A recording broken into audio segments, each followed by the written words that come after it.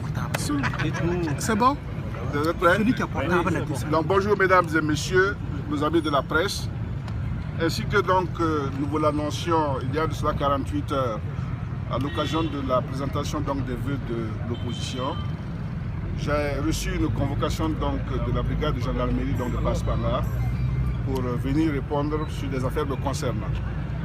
J'ai été donc reçu ce matin et on m'a informé qu'on avait souhaité m'entendre suite à la plainte que j'ai déposée à mon nom et en celui d'opposition contre le ministre Simon Comporé à la suite de ce que nous appelons tous l'épisode Tranquillos, dont vous êtes bien au courant. Il s'est agi donc pour la gendarmerie d'abord de me faire revenir sur les circonstances qui m'ont amené donc à déposer cette plainte.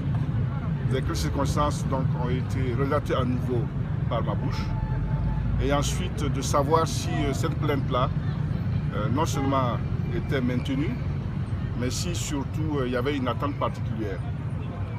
J'ai eu donc à expliquer donc les conditions dans lesquelles moi, comme l'ensemble des Burkinabés, avons pris donc connaissance de cette vidéo qui circulait et dans laquelle on voit distinctement le ministre Simon Comporé au domicile d'un député traître de l'UPC, en l'occurrence le député Ladi Koulibaly.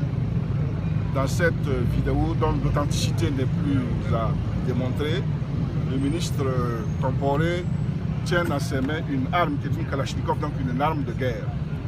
Or, comme nous le savons tous, un civil ne doit pas se promener avec des armes de guerre. C'est une infraction contre la loi. Et donc c'est la première motivation donc, de la plainte qui a été déposée. La deuxième raison de la plainte tient au fait que dans les propos qu'il tient ce jour-là, aux côtés du député Ladi Koulibaly, M. Simon Comporé fait clairement état de menace à mon endroit, en citant nommément mon nom. Donc c'est le deuxième motif donc, de la plainte. Mais étant entendu qu'il y est allé pour soi-disant protéger le député traître contre des soi-disant menaces des militants qui seraient de l'opposition, l'affaire donc dépasse ma simple personne et englobe l'ensemble de l'opposition. C'est d'ailleurs pour ça que le CEFOP m'a autorisé donc à associer l'opposition donc à cette plainte-là qui a été déposée à mon nom personnel et au nom donc de l'ensemble de l'opposition. Il m'a été demandé de savoir si la vidéo était de mon point de vue authentique. J'ai dit, comme vous aussi, que cette vidéo est authentique. Non seulement parce que quand on le regarde sur le plan technique, on voit bien que ceux qui sont filmés savaient qu'ils étaient filmés, mais surtout que quand M. Koulibaly est allé sur cette terre dans la Comoé pour tenir des meetings, il a reconnu que c'est son propre fils qui avait donc publié cette vidéo, filmé cette vidéo-là. Il avait donc ensuite répercuté à travers les réseaux sociaux. Donc pour nous, la véracité n'est pas donc remise en doute.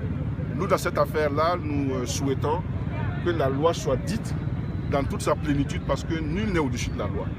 Et que les dispositions de la loi donc, qui punissent le fait qu'un civil se promène avec des armes de guerre là, soient appliquées. Mais au-delà de l'aspect juridique, il est important que l'on évoque l'aspect politique. Parce que Simon Comporé ne fait pas ça en tant qu'individu, il le fait en tant que ministre.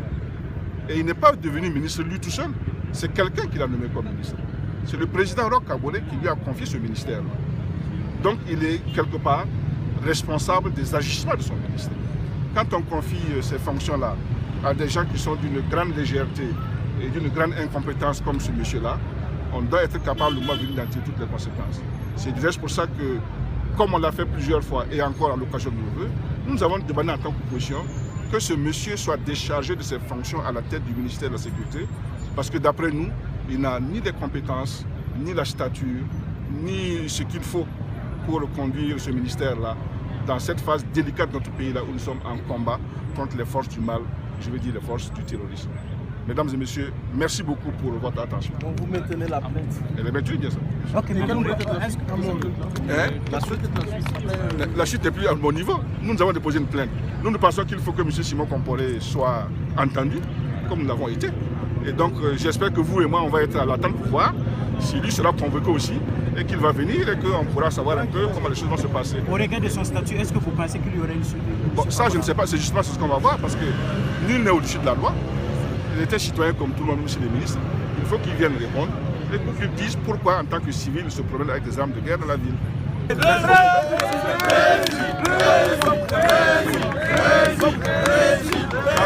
Donc je repars au travail maintenant.